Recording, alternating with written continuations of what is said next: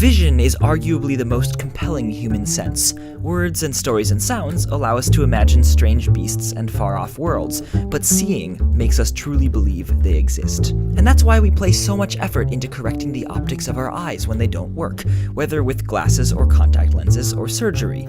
But if you're in a pinch, bleary-eyed, or missing your glasses, there's a simple trick that will allow you to see clearly. Just make a tiny, tiny hole using your fingers, look through it, and the world will become clear again. This works no matter how blurry your vision is. Take off your glasses and give it a try.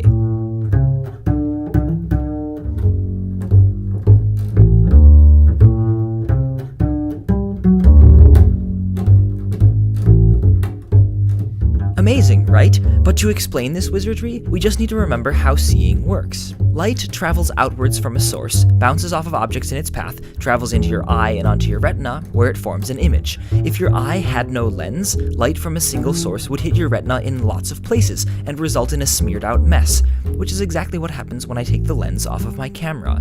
A lens focuses that spread out light, corralling it into a crisp image on your retina, and after a little excitation of light-sensitive nerves and interpretation from your brain, you see.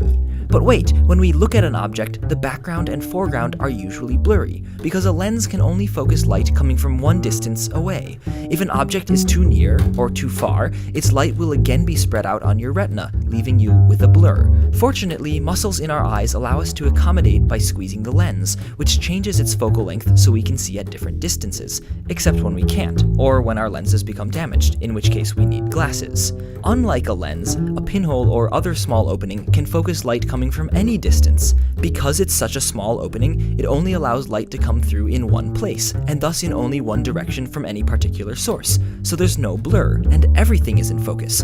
If you're familiar with photography, this is why using smaller and smaller apertures makes everything in your photo come into focus. Of course, small openings like pinholes and camera apertures create crisp images by blocking rather than focusing light, so the images are much darker, which is a major reason why we use lenses rather than pinholes for glasses, telescopes, and eyes.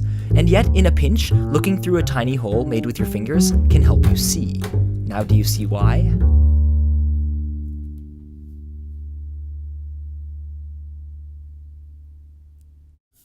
This video is brought to you in part by Audible.com, the leading provider of audiobooks across all types of literature, including fiction, nonfiction, and periodicals.